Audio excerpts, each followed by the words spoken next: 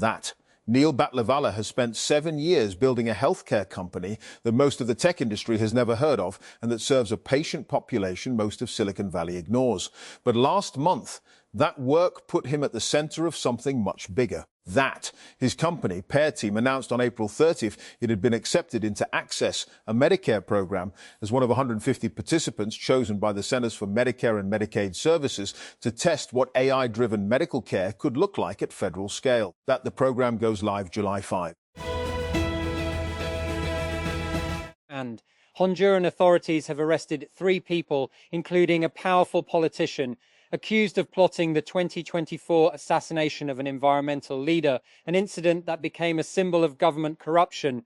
Adan Funes, former mayor of the city of Tocoa, was captured at his home on Tuesday on suspicion of masterminding the killing of Juan Lopez, following years of accusations by religious and environmental leaders. And in a United States court, OpenAI chief executive Sam Altman has rejected claims from fellow tech mogul Elon Musk that he betrayed the artificial intelligence company's original vision. Tuesday marked the start of Altman's testimony in a contentious trial unfolding in Oakland, California, between some of tech's richest and most powerful titans. And a federal appeals court in the United States has temporarily paused a lower court decision to block President Donald Trump's 10% global tariff. On Tuesday, a U.S. federal appeals court issued a short-term administrative stay as the court case continues. United States President Donald Trump has departed the White House en route to Beijing, where he will meet with his Chinese counterpart Xi Jinping. Trump spoke briefly with reporters on Tuesday as he boarded the Marine One helicopter. He was then set to arrive in China aboard Air Force One on Wednesday, ahead of the planned meetings on Thursday and Friday. Brandon Clark, an athlete for the National Basketball Association, NBA, in the United States, has died at the age of 29. According to his team, the Memphis Grizzlies, no cause of death was immediately announced. Local media reports indicate he was pronounced dead at a home in California's San Fernando Valley after emergency workers responded to a call for help.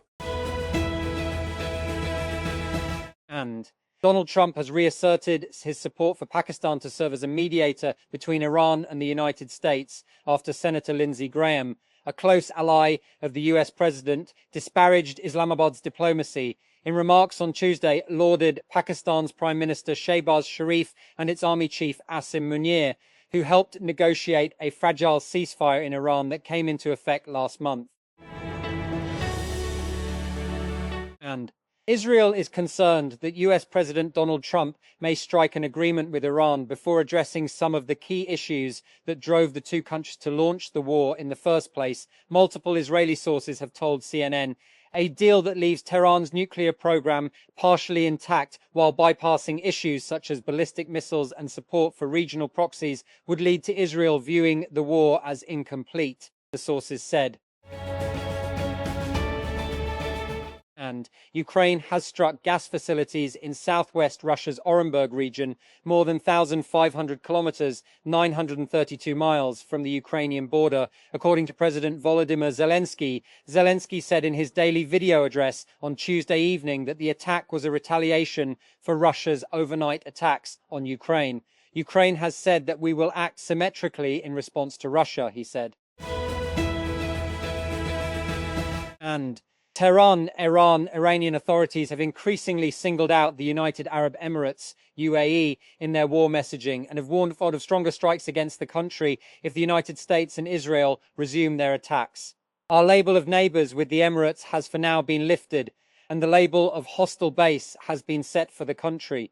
Ali Kezrian, a member of the Iranian Parliament's National Security Commission, told state television earlier this week.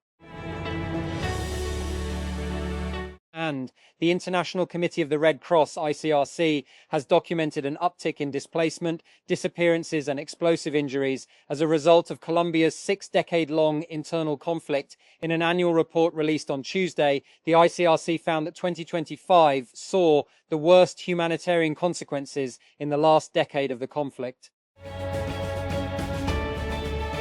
And divided by fighting, desperate for peace.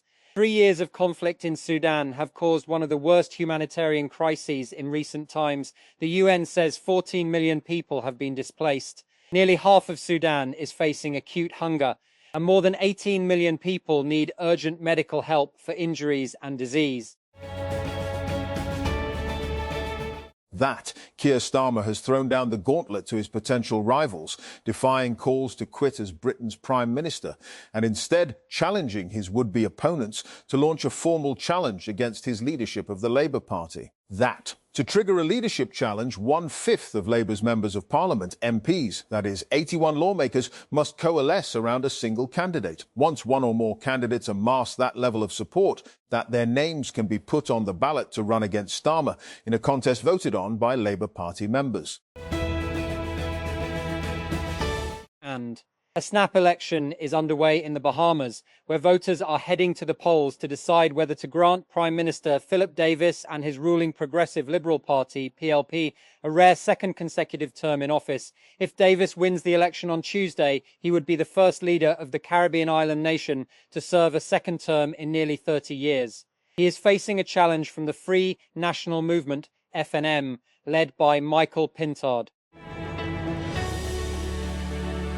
That Serbia and NATO have launched their first ever joint military exercise, a landmark cooperation between the Balkan country and the alliance that bombed its capital less than 30 years ago. The 2-week-long drills, which began on Tuesday and run until May 23, involve about 600 troops from Serbia, Italy, Romania and Turkey. Military planners and observers from France, Germany, Italy, Montenegro, Romania, Serbia, Turkey, the United Kingdom and the United States are also participating.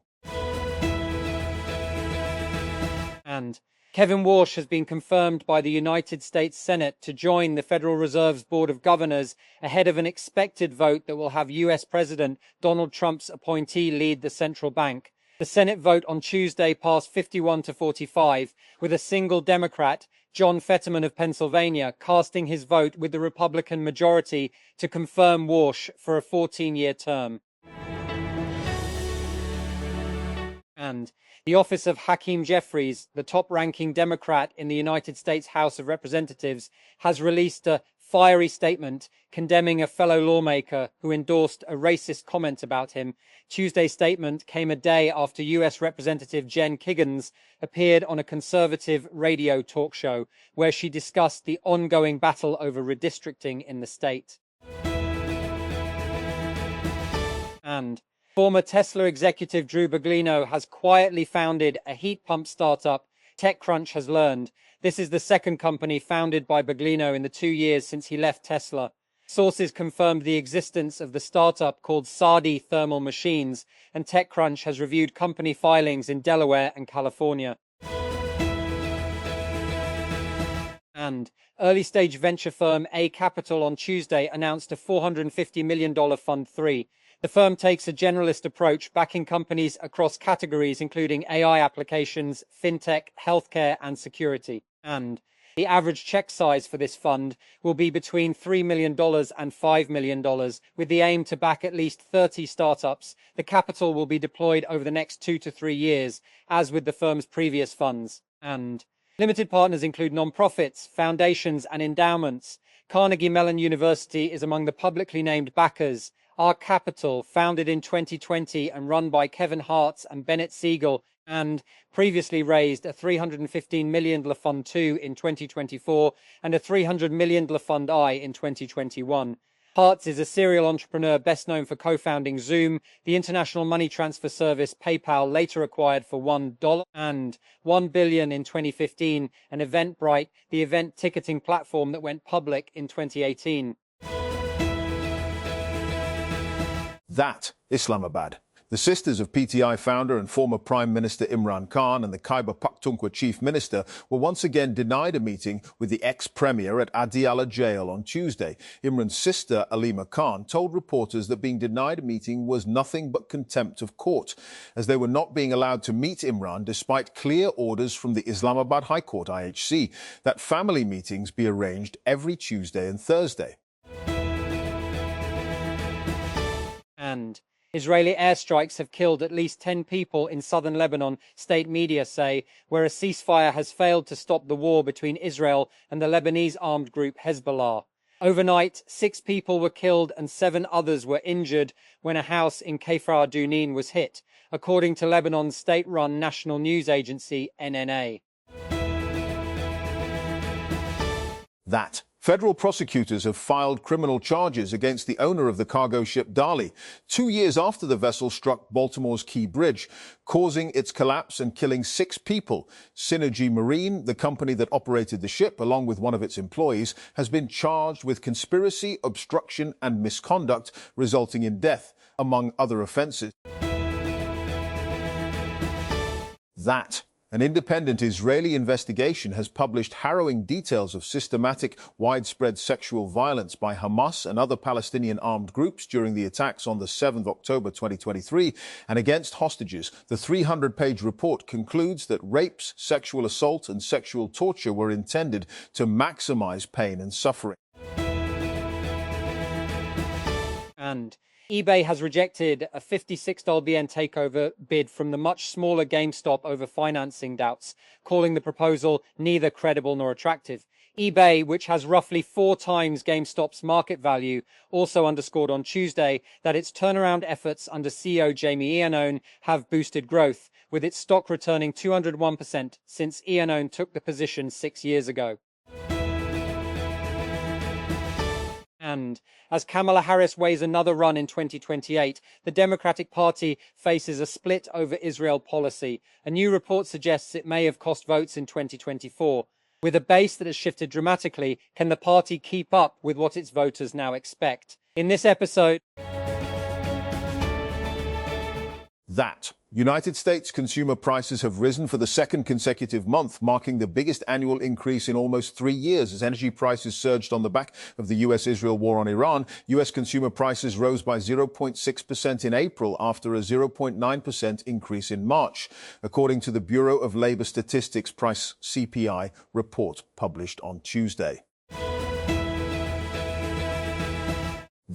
U.S. diplomat Mike Huckabee has revealed that Israel deployed Iron Dome batteries and personnel to help operate them to the United Arab Emirates, UAE, to help fend off Iranian attacks.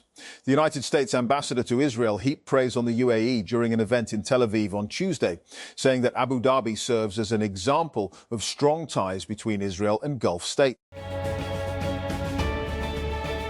And Google and SpaceX are in talks to launch orbital data centers in space, reports the Wall Street Journal, citing sources familiar with the matter. The potential deal comes as SpaceX gears up for its $1.75 trillion IPO later this year and selling investors on the idea that data centers in space will be the cheapest place to put AI compute within the next few years. It also follows SpaceX's deal with Anthropic last week to use computing resources from xAI's data center in Memphis and Tennessee, with the potential to work together on orbital ones in the future. SpaceX acquired xAI in February. And potholes are a pesky problem. Just ask scooter company Lime, which listed them as an official risk to its business in its IPO filing last week. History is littered with claims that technology can help solve or blunt the problem of potholes, and still they persist. But as cars become increasingly laden with advanced sensors, they are becoming a tool that can quickly alert cities to potholes and other municipal problems. And as investors scramble to get their hands on shares of AI companies of all stripes, and Anthropic this week updated its website to warn investors that a slew of private and secondary investment platforms that offer access to shares in the AI company are not, in fact, allowed to do so. The company named Open Doors Partners and Unicorns Exchange, Pachamama Capital, Lionheart Ventures, Forge Global, Sidecar and Upmarket as companies that are not authorized to provide access to buy or sell its shares.